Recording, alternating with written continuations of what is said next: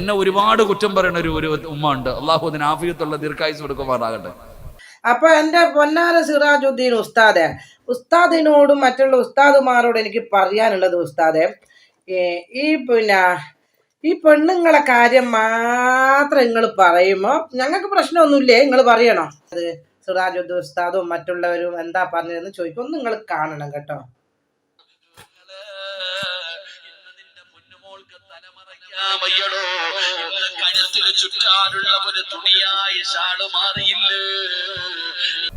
ആമീൻ പറയടോ.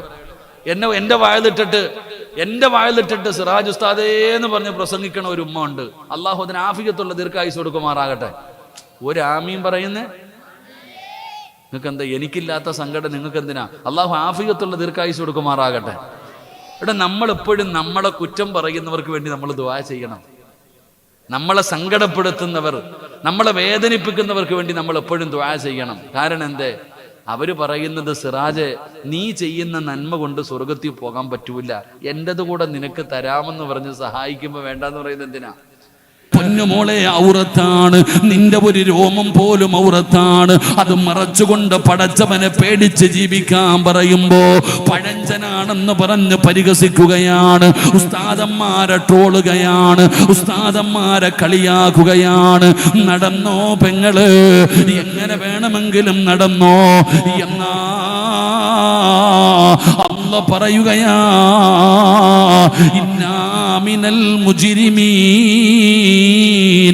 മുൻതഖിമൂൻ.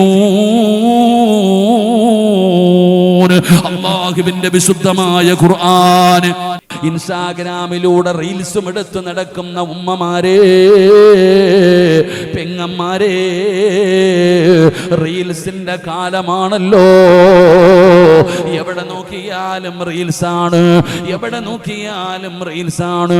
ഉമ്മയുടെ റീൽസ് മകളെടുക്കുന്നു, മകളുടെ റീൽസ് ഉമ്മയെടുക്കുന്നു, പരസ്പരം ഷെയർ ചെയ്യുകയാണ്. വല്ലാത്ത കാലഘട്ടമാണ്. പ്രായം ചെന്ന ഉമ്മമാര് പോലും ട്രോളാറുണ്ടടോ. ഉമ്മമാര് പോലും പടച്ചവന് 50, 40, 50, 60 വയസ്സ് കഴിഞ്ഞ ഉമ്മമാര് പോലും പടച്ചവനെ നിങ്ങൾ സന്തോഷിക്കണ്ട എന്ന് പറയുന്നില്ല, നിങ്ങൾ അടിച്ചു പൊളിക്കണ്ട എന്ന് ഞാൻ പറയുന്നില്ല. പെങ്ങളെ, സന്തോഷിച്ചോ, അടിച്ചു പൊളിച്ചോ, അത് അള്ളാഹുവിന്റെ ദീന് പറഞ്ഞ രീതിയിൽ പോരെ പെങ്ങള്. അള്ളാഹുവേ, ഉമ്മമാര് വരെ ഞങ്ങളെയൊക്കെ കളിയാക്കുന്ന ഒരുപാട് പേരുണ്ട്. ഇന്നത്തെ ഉമ്മമാര്, പ്രായം ചെന്ന ഉമ്മമാര് വരെ റീൽസ് എടുക്കുന്ന കാലമാ. അള്ളാഹു കാത്തിരക്ഷിക്കുമാറാകട്ടെ. എന്നെ ഒരുപാട് കുറ്റം പറയുന്ന ഒരു ഉമ്മ ഉണ്ട്. അള്ളാഹു അതിന് ആഫിയത്തുള്ള ദീർഘായുസ് കൊടുക്കുമാറാകട്ടെ. ആമീൻ പറയടോ. എന്റെ വായലിട്ടിട്ട് സിറാജ് ഉസ്താദേ എന്ന് പറഞ്ഞ് പ്രസംഗിക്കണ ഒരു ഉമ്മ ഉണ്ട്. അള്ളാഹു അതിന് ആഫിയത്തുള്ള ദീർഘായുസ് കൊടുക്കുമാറാകട്ടെ. ഒരു ആമീൻ പറയുന്നേ. നിങ്ങൾക്ക് എന്താ? എനിക്കില്ലാത്ത സങ്കടം നിങ്ങൾക്ക് എന്തിനാ? അള്ളാഹു ആഫിയത്തുള്ള ദീർഘായുസ് കൊടുക്കുമാറാകട്ടെ. ഇവിടെ നമ്മളെപ്പോഴും നമ്മളെ കുറ്റം പറയുന്നവർക്ക് വേണ്ടി നമ്മൾ ദുആ ചെയ്യണം. നമ്മളെ സങ്കടപ്പെടുത്തുന്നവർ, നമ്മളെ വേദനിപ്പിക്കുന്നവർക്ക് വേണ്ടി നമ്മൾ എപ്പോഴും ദുആ ചെയ്യണം. കാരണം എന്തേ? അവര് പറയുന്നത്, സിറാജ്, നീ ചെയ്യുന്ന നന്മ കൊണ്ട് സ്വർഗത്തിൽ പോകാൻ പറ്റൂല, എന്റേത് കൂടെ നിനക്ക് തരാമെന്ന് പറഞ്ഞ് സഹായിക്കുമ്പോ വേണ്ടെന്ന് പറയുന്നത് എന്തിനാ? എന്റെ പ്രിയപ്പെട്ട സഹോദരങ്ങളെ, വല്ലാത്ത കാലത്താണ് നമ്മൾ ജീവിക്കുന്നത്. എല്ലാരും ഇങ്ങനെ നടക്കാ. സിറാജ്, നിങ്ങളൊക്കെ എത്ര വാഴ്ന്നു പറഞ്ഞിട്ട് ഒരു കാര്യമില്ല. തൊണ്ട പൊട്ടി വിളിച്ചു കൂവിയിട്ട് നിന്റെ തൊണ്ടയിൽ വെള്ളം പോണ അല്ലാതെ ഞങ്ങൾ നന്നാവൂല, ഞങ്ങൾ മാറൂല എന്ന് പറഞ്ഞുകൊണ്ട് പടച്ചവനെ നടക്കുകയാണ്. കൂടെ ആളുണ്ട്, എങ്ങനെ വേണമെങ്കിലും നടന്നോ. സഹോദരിമാരോട് പറയുകയാ, സഹോദരന്മാരോട് പറയുകയാ, എങ്ങനെ വേണമെങ്കിലും നടന്നോ, എത്ര റീൽസ് വേണമെങ്കിലും എടുത്തോ പെങ്ങളെ.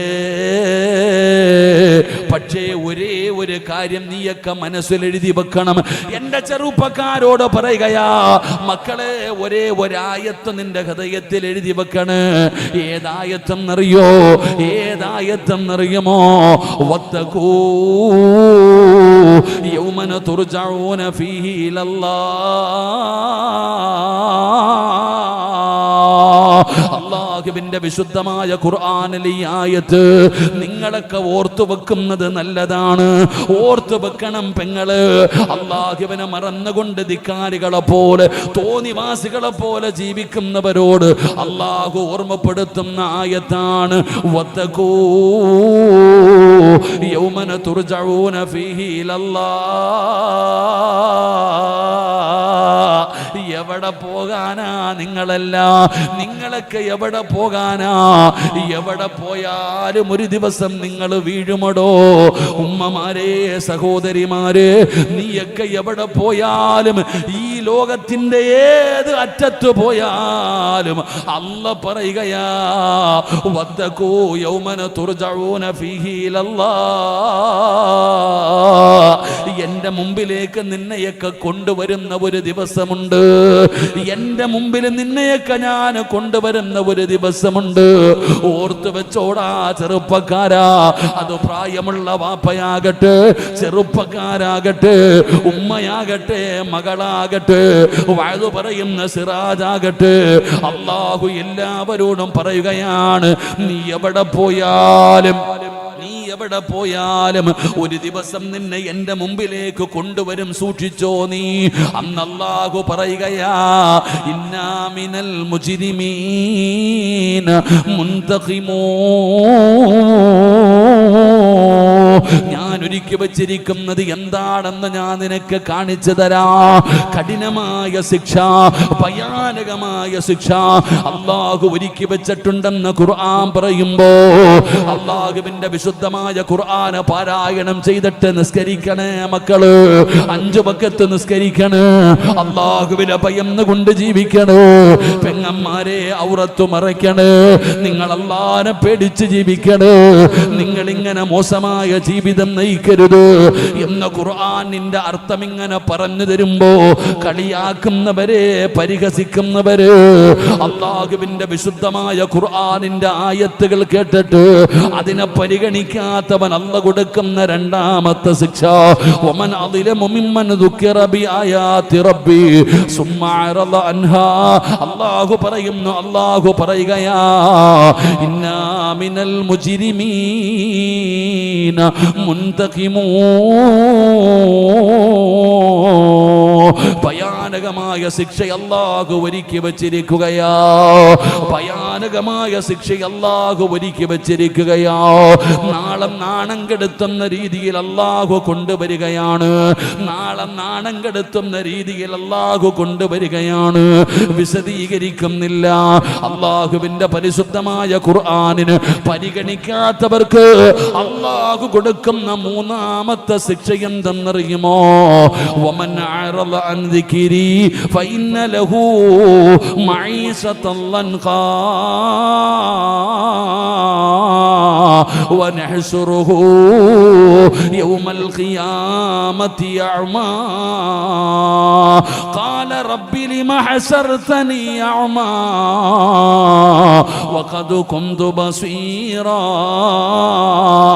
ഖാല കദാലിക അത്തതുക ആയാതുനാ ഫനസീതഹാ വകദാലികൽ യൗമ തുൻസാ. അല്ലാഹു തരുന്ന മൂന്നാമത്തെ ശിക്ഷ എന്താ?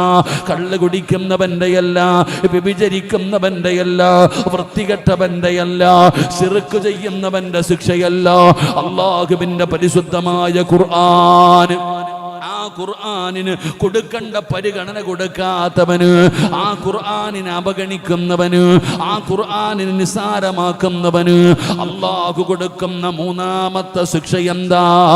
വമൻ അറള അൻ ദിക്രി ഫഇന്ന ലഹു മഈശതൻ ലൻഖാ. ഒന്ന്, അവന്റെ ഹൃദയത്തിന്റെ അകത്ത് ഒരു കാലത്തും ഹിദായത്തിന്റെ വെളിച്ചം കേറൂല. അല്ലാഹു നമ്മളെ കാക്കുമാറാകട്ടെ. ഉറക്കപ്പറ, അല്ലാഹു നമ്മളെ കാക്കുമാറാകട്ടെ. അല്ലാഹു നമ്മളെ കാത്തിരക്ഷിക്കുമാറാകട്ടെ.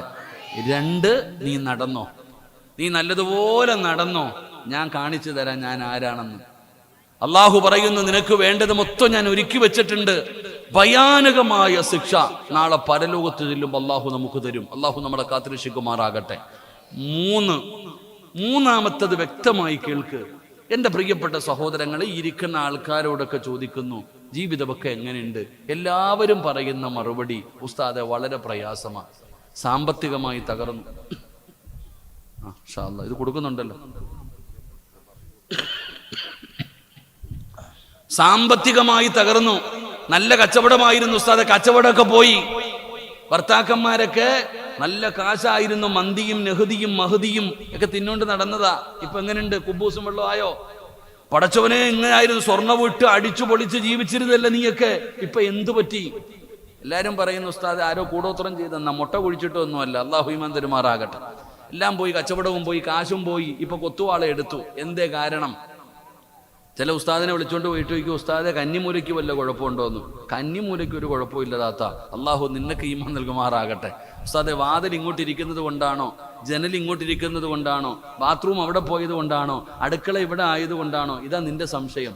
നീ കൊത്തുവാള എടുക്കാനുള്ള കാരണം, നിന്റെ ജീവിതം ഇങ്ങനെ സങ്കടത്തിലാകാനുള്ള കാരണം ഞാൻ പറഞ്ഞു തരാം. അള്ളാഹു പഠിക്കാൻ ഭാഗ്യം തരുമാറാകട്ടെ. എൻ്റെ പ്രിയപ്പെട്ട സഹോദരങ്ങളെ, എടാ നല്ല കച്ചവടം ഉണ്ടായിരുന്നു നിനക്ക്, ഇപ്പം കച്ചവടം ഉണ്ടോ? ഇല്ല. നല്ല ബിസിനസ് ആയിരുന്നു, സാമ്പത്തികമായി തകർന്നു.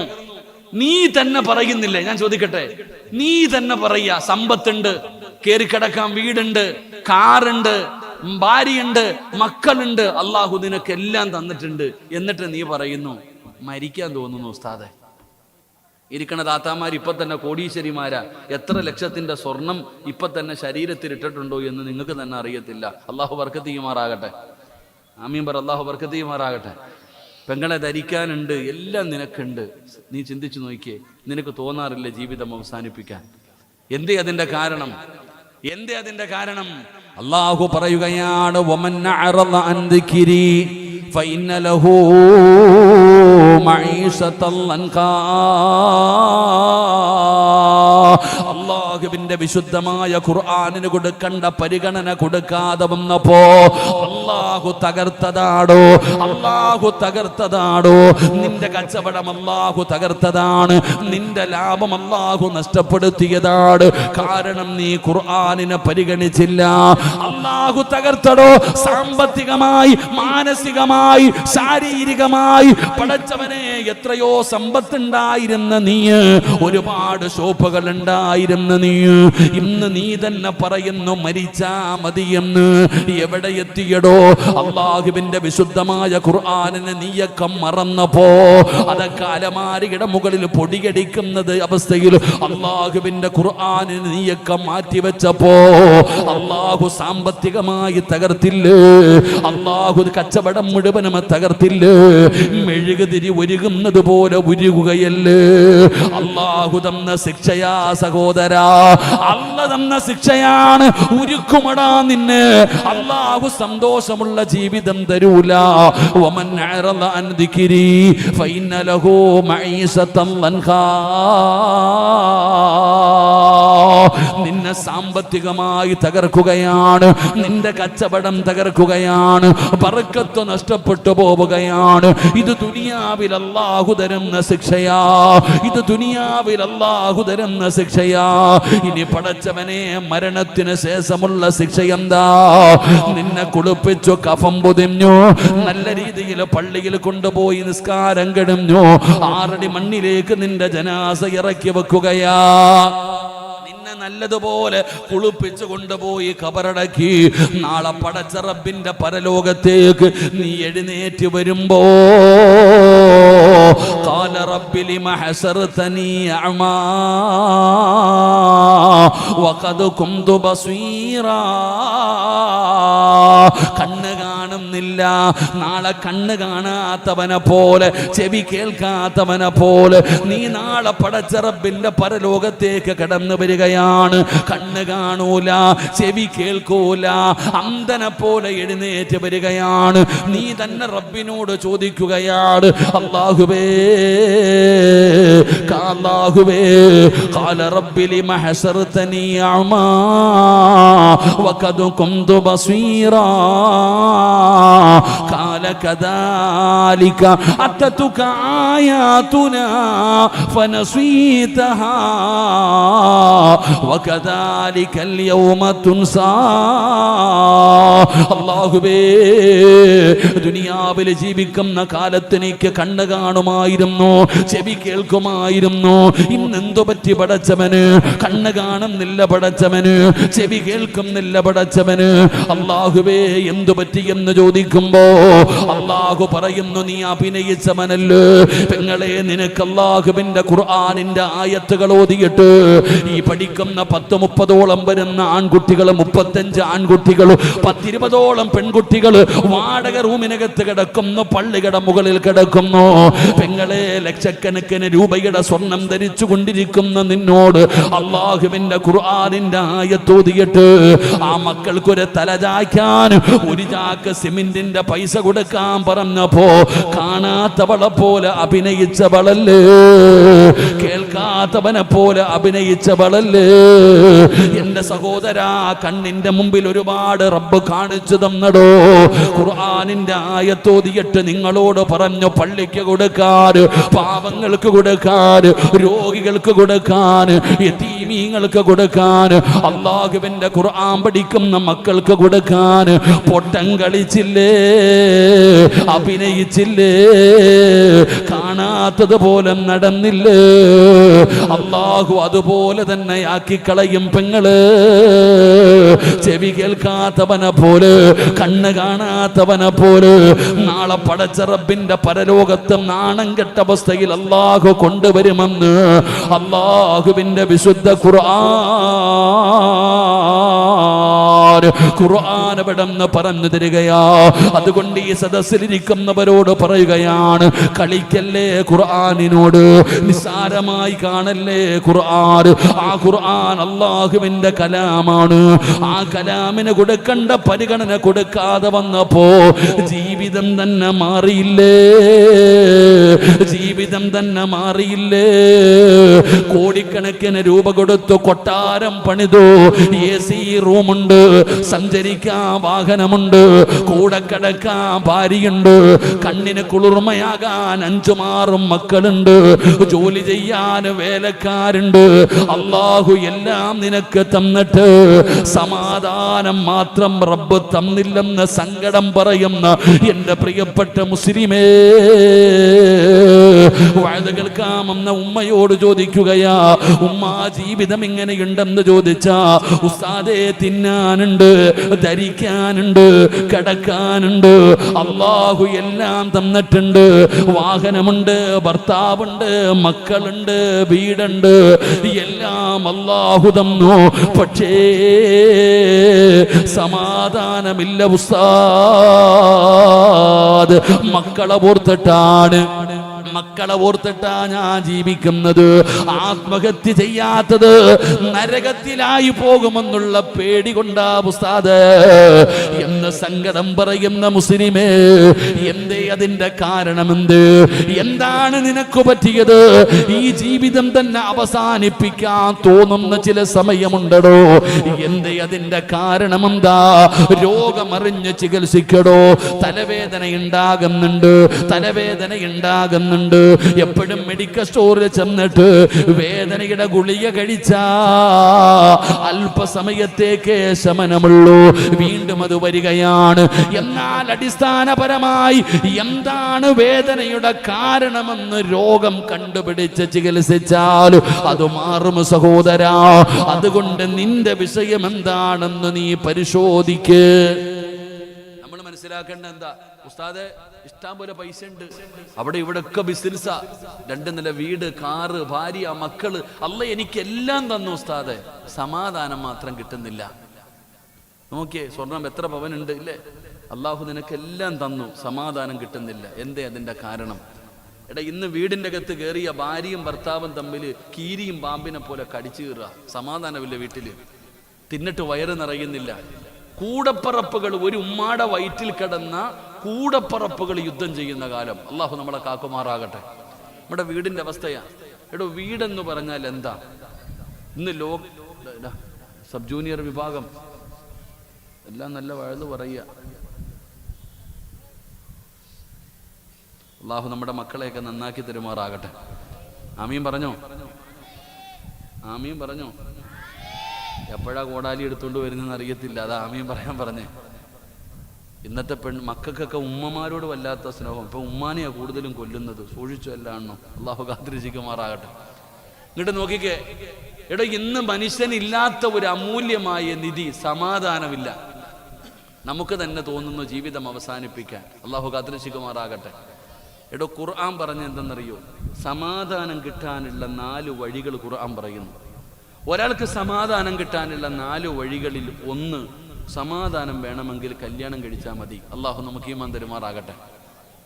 അള്ളാഹ് ഈമാൻ തരുമാറാകട്ടെ. സമാധാനം കിട്ടണമെങ്കിൽ എന്ത് ചെയ്താൽ മതി? എന്ത് ചെയ്താൽ മതി? നിങ്ങളെന്താ ചിരിക്കണേ? നിങ്ങൾ എന്നെ നോക്കിയിട്ട് ചിരിക്കുന്നു. സിറാജ, കല്യാണം കഴിച്ച സമാധാനം കിട്ടുമോ? സുബ്ഹാനല്ലാഹ്. അള്ളാഹുവിന്റെ വിശുദ്ധമായ ഖുർആൻ പറയുന്നു, വിവാഹം കഴിച്ചാൽ സമാധാനം കിട്ടും. അള്ളാഹു നമുക്ക് സമാധാനം നൽകുമാറാകട്ടെ. ഉണ്ടോ? എങ്ങനെ നടന്നതാ സിറാജ? ഞാൻ പടച്ചവനെ, പറന്ന് നടന്ന ഞാൻ എന്ന് കല്യാണം കഴിച്ചു അന്നത്തോടുകൂടി എൻ്റെ സമാധാനം പോയെന്ന് ആ ചിരിയുടെ അർത്ഥം എനിക്ക് മനസ്സിലായി. ഇവിടെ ഖുർആൻ പറഞ്ഞ് വിവാഹം കഴിച്ചാൽ സമാധാനം കിട്ടും. ആ സമാധാനം ഇല്ലെങ്കിൽ നിന്റെ പോരായ്മയാണ്. ഖുർആൻ പറയുന്ന ഒരിക്കലും തെറ്റൂല.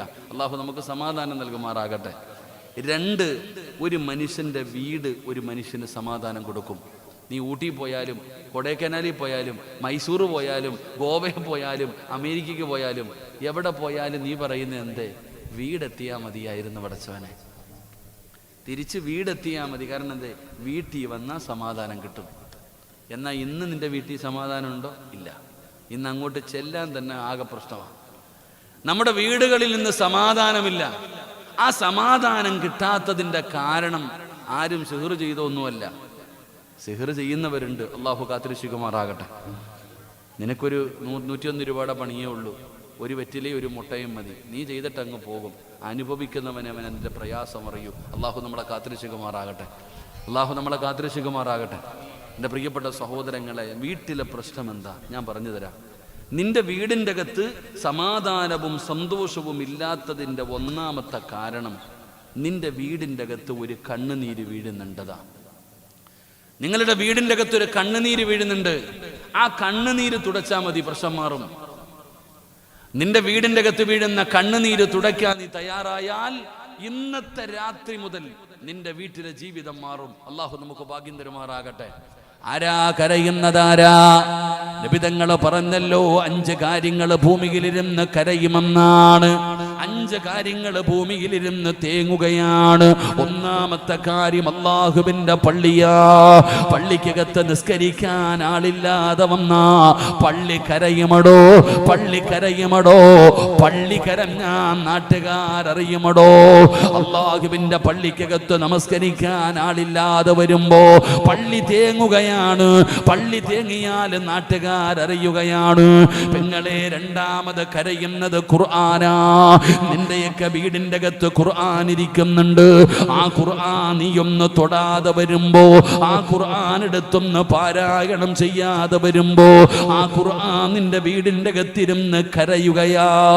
ആ കണ്ണുനീര് വീണാൽ എങ്ങനെയാ സമാധാനം കിട്ടുക? ആ കണ്ണുനീര് വീണാൽ എങ്ങനെയാ ബർക്കത്തുണ്ടാവുക? എങ്ങനെയാണ് നിന്റെ വീട്ടിൽ സന്തോഷമുണ്ടാവുക? അല്ലാഹുവിന്റെ വിശുദ്ധമായ ഖുർആൻ ഒരു വീടിന്റെ അകത്തിരുന്ന് കരയുകയാണ്.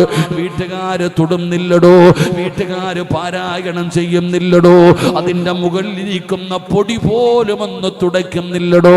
വയത് കേൾക്കാമെന്ന സഹോദരിമാരോട് ചോദിക്കട്ടെ, കൊട്ടാരം പോലെ പടുതിരിക്കുന്ന വീടിന്റെ അകത്ത് സമാധാനമില്ല. എന്നാ നീ ജനിച്ച കുടിനെ കുറിച്ചൊന്ന് ചിന്തിക്ക്. നമ്മളൊക്കെ ജനിച്ച ഒരു വീടുണ്ടല്ലോ, നമ്മുടെ തറവാടുണ്ടല്ലോ. ആ തറവാട് കോടികൾ കൊടുത്ത് ചെലവഴിച്ച് വെച്ച വീടല്ല. പടച്ചവനെ, ആ പഴയ ഓല ഷെഡ്, ആ ഓടിട്ട വീട്, ആ ചെറിയ വീട്, ആ വീടിന്റെ അകത്ത് സമാധാനമുണ്ടായിരുന്നു. അല്ലാഹുവേ, കഴിക്കാൻ ഭക്ഷണമില്ല, മന്തിയില്ല, ബിരിയാണിയില്ല, ചിക്കനില്ല, കഞ്ഞിയും പയറും ചോറും ചമ്മന്തിയുമാണെങ്കിലും കഴിച്ച വയറ് നിറയുമായിരുന്നു. കൂടപ്പിറപ്പുകൾ തമ്മിൽ സ്നേഹമുണ്ടായിരുന്നു. വാപ്പയും ഉമ്മയും തമ്മിൽ സ്നേഹമായിരുന്നു. വല്ലാത്ത സന്തോഷമായിരുന്നു. ഇന്ന് എന്നും ആ വീടിന്റെ അകത്ത് പോയി കിടന്നാൽ ഒരു സമാധാനമാ, സന്തോഷമാ. എന്തേ അതിന്റെ കാരണമെന്നറിയോ? നീ കോടികൾ ചെലവഴിച്ചു പണിത കൊട്ടാരത്തിൽ കിട്ടാത്ത സന്തോഷം ആ കുടിലിനകത്ത് എങ്ങനെ വന്നെന്നറിയോ? അല്ലെങ്കിൽ കുടുംബ വീട്ടിൽ താമസിക്കുന്നവരോട് ചോദിക്കടോ. കുടുംബ വീടിനൊരു ബറക്കത്താ, കുടുംബ വീടിനൊരു ബറക്കത്താ. ആ ബറക്കത്തിന്റെ കാരണം എന്തെന്നറിയോ? നിന്റെ പ്രിയപ്പെട്ട മാതാവുണ്ടല്ലോ, നിന്റെ വീടും ആ കുടുംബ വീടും തമ്മിലുള്ള വ്യത്യാസം എന്താണ്? ആ പഴയ വീട്ടില് നമ്മുടെ ഉമ്മ, അല്ലാ, മരണപ്പെട്ട ഉമ്മമാർക്ക് സ്വർഗം കൊടുക്കണേ അല്ലാ. ജീവിച്ചിരിക്കുന്ന ഉമ്മമാര് നീ ആഫിയത്തുള്ള ദീർഘായുസ് കൊടുക്കണേ അല്ലാ. നമ്മുടെ ഉമ്മമാരുണ്ടല്ലോ, മഗ്രിബിന് ബാങ്ക് വിളിക്കുന്നതിന് 10 മിനിറ്റ് മുമ്പ് ഒളുവെടുത്തിട്ട് നിസ്കാരപ്പായിൽ വരികയാണ്. എന്നിട്ട് അവിടെ ഇരുന്ന് കൊണ്ട് പറയും സുബ്ഹാനല്ലാഹി വബിഹംദിഹി സുബ്ഹാനല്ലാഹിൽ അലീം വബിഹംദിഹി അസ്തഗ്ഫിറുല്ലാഹ്. അത് കേൾക്കാൻ എന്ത് രസമാണെന്നറിയോ?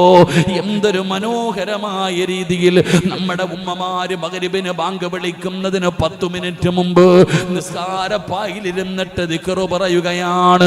അപ്പോഴാണ് ഹയ്യാല സ്വലാ ഹയ്യാലൽ ഫലാ, അല്ലാഹുവിന്റെ പള്ളിയുടെ മിനാരത്തിൽ നിന്ന് മഗ്രിബ് ബാങ്ക് വിളിക്കുന്നത്. ഉമ്മ എഴുന്നേൽക്കുകയാണ്, മഗ്രിബിന്റെ ഫർദ് നിസ്കരിക്കുകയാണ്, അവിടെ നിന്ന് സുന്നത്തുകൾ നിസ്കരിക്കുകയാണ്.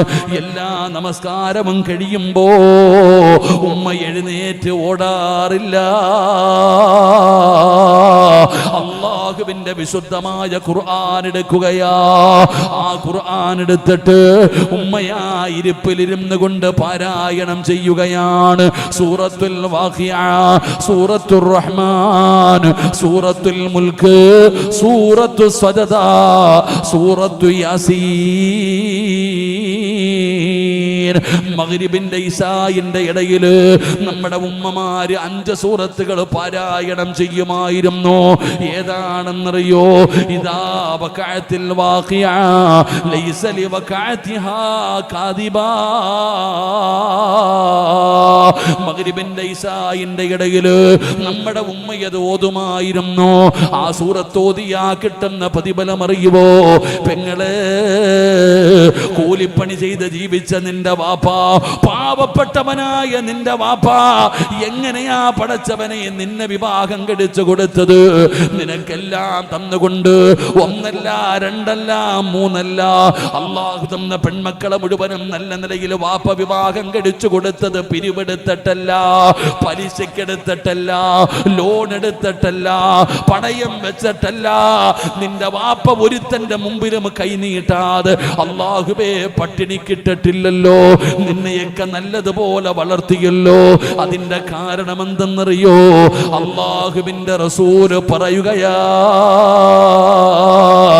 ഏതെങ്കിലും ഒരു വീടിന്റെ അകത്ത് സൂറത്തുൽ വാഖിഅ പാരായണം ചെയ്താൽ നമ്മുടെ വാപ്പ നമ്മൾ അലിച്ചയ്ക്ക് ഈ പെങ്ങന്മാരെയൊക്കെ എങ്ങനെയാ കെട്ടിച്ച്?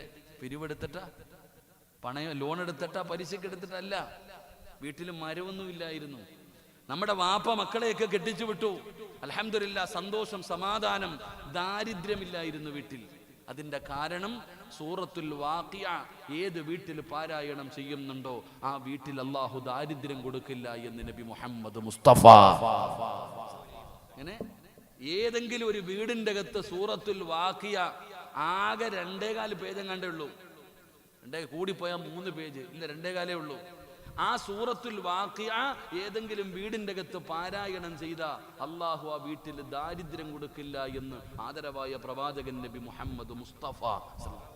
ഓരോ വാപ്പയും വീട്ടിൽ നിർബന്ധമാക്കണം, 1 ആരെങ്കിലും ഓതിയിരിക്കണം വാഖിഅ. ഒന്ന് ഈ ഭാര്യ, അല്ലെങ്കിൽ മക്കൾ, അല്ലെങ്കിൽ നീ വീട്ടിൽ നിർബന്ധമാക്കണം. കാരണം ആ സൂറത്ത് ഓതുന്ന വീട്ടിൽ അല്ലാഹു ഒരിക്കലും ദാരിദ്ര്യം കൊടുക്കൂല. അല്ലാഹു നമുക്ക് ഈമാൻ നൽകുമാറാകട്ടെ. നിന്റെ ഉമ്മ ഓതുമായിരുന്നു, നമ്മുടെ ഉമ്മ ഓതുമായിരുന്നു 2 സൂറത്തുൽ മുൽക്ക്, തബാറകല്ലദീ ബിയദിഹിൽ മുൽക്കു വഹുവ അലാ കുല്ലി ഷൈഇൻ ഖദീർ. എന്താ ഇതിന്റെ മഹത്വം? ഈ സൂറത്തിന്റെ മഹത്വം എന്താ അതിപ്പോ അറിയത്തില്ല, പള്ളിക്കാട്ടി പോകുമ്പോൾ അറിയാം. ഒരിക്കൽ ഒരു സഹാബി യാത്ര മധ്യയിൽ കിടന്നുറങ്ങുകയാണ്. രാത്രി കിടന്നുറങ്ങുമ്പോൾ ഖുർആൻ ഓതുന്നു. മരുഭൂമിയിൽ പെട്ടെന്ന് ചാടി എഴുന്നിട്ട് പുറത്തു നോക്കി, ആരാ അല്ലാ ഈ രാത്രി ഖുർആൻ ഓതുന്ന മരുഭൂമിയിൽ? ആരെയും കാണുന്നില്ല. സഹാബി കയറി മിണ്ടാതെ കിടന്നു. കുറച്ചു കഴിഞ്ഞപ്പോൾ പിന്നെയും ഖുർആൻ കേൾക്കുന്നു. ചാടി പുറത്തിറങ്ങി, ആരാ അല്ലാ ഈ രാത്രിയിൽ ഖുർആൻ ഓതുന്ന? ആരെയും കാണുന്നില്ല. മൂന്നാമതും ആ സ്വഹാബി ഖുർആൻ കേട്ടപ്പോൾ മനസ്സിലായി, കിടക്കുന്നത് ഖബറിന്റെ മുകളിലാ, ഖബറിനകത്തിരുന്നിട്ടാ ഖുർആൻ ഓതുന്നേ. പേടിച്ചു. പിറ്റേ ദിവസം രാവിലെ മുത്തുനബിയുടെ മുമ്പിൽ ചെന്നിട്ട് പറഞ്ഞപ്പോൾ നബിതങ്ങൾ ചോദിച്ചു, അതിലിപ്പോൾ എന്താ അത്ഭുതമാ? അതിലിപ്പോൾ എന്താ അത്ഭുതം? സൂറത്തുൽ മുൽക്ക് തബാറകല്ലദീ ബിയദിഹിൽ മുൽക്കു വഹുവ അലാ കുല്ലി ഷൈഇൻ ഖദീർ. അത് ഓതുന്നവന്റെ പള്ളിപ്പറമ്പിൽ വരും ആ സൂറത്ത്. അള്ളാഹു നമുക്ക് ഭാഗ്യം തരുമാറാകട്ടെ. സൂറത്തുർ റഹ്മാൻ. ഉസ്താദെ, തങ്ങന്മാർ വരണം വീട്ടിൽ ദുആ ചെയ്യാൻ, ഉസ്താദന്മാർ വരണം ദുആ ചെയ്യാൻ ക്ഷണിക്കുമല്ലോ. മക്കളെ, സൂറത്തുർ റഹ്മാൻ, അർ-റഹ്മാനു അല്ലമൽ ഖുർആൻ ഖലഖൽ ഇൻസാന അല്ലമഹുൽ ബയാൻ. ഈ സൂറത്ത് ഓതുന്ന വീട്ടിൽ മലക്കുകൾ ഇറങ്ങി വരും ദുആ ചെയ്യാൻ. ഒരു സഹാബിയുടെ ചരിത്രം പറയുന്നുണ്ട്. സഹാബി രാത്രി ഇരുന്ന് ഖുർആൻ ഓതുമ്പോൾ വീടിൻ്റെ പുറത്ത് കെട്ടിയിരിക്കുന്ന കുതിരകളൊക്കെ കിടന്ന് ചാടുകയാണ്. ഇദ്ദേഹം ഖുർആൻ ഓതുന്നത് നിർത്തി പുറത്തിറങ്ങുമ്പോൾ കുതിര മിണ്ടാതെ നിൽക്കും. അകത്ത് കയറി ഖുർആൻ ഓതുമ്പോൾ വീണ്ടും ചാടും. അവസാനം ഈ ചങ്ങാതി ഖുർആൻ മടക്കി വെച്ചു. രാവിലെ നബിതങ്ങളുടെ മുമ്പിൽ പോയിട്ട് ഇത് പറഞ്ഞപ്പോൾ നബിതങ്ങൾ ചോദിച്ചു, നീ ഓതിയ സൂറത്ത് ഏതാ? സൂറത്തു റഹ്മാനാണ് നബിയെ പാരായണം ചെയ്തത്. മലക്കുകൾ ഇറങ്ങി വരുന്നത് കണ്ടിട്ട് ആ മൃഗങ്ങൾ ചാടിയതാണെന്ന് നബിയ്യനാ റസൂലുള്ളാഹി സ്വല്ലല്ലാഹു അലൈഹി വസല്ലം. സൂറത്തു റഹ്മാൻ പാരായണം ചെയ്താൽ മലക്കുകൾ ഇറങ്ങി വരും നിന്റെ വീട്ടിൽ. സൂറത്തു സജദ ഉംറയുടെ കൂലിയ. സൂറത്തു സജദ പാരായണം ചെയ്യുന്നതിന് ഉംറയുടെ കൂലിയ. എൻ്റെ പ്രിയപ്പെട്ട സഹോദരങ്ങളെ, സൂറത്തു യാസീൻ, യാസീൻ ഒരാൾ ഓതിയിട്ട് ദുആ ചെയ്താൽ അവൻ്റെ ദുആയ്ക്ക് ഉത്തരമുണ്ട്. ഈ 5 സൂറത്തുകൾ പാരായണം ചെയ്യണം.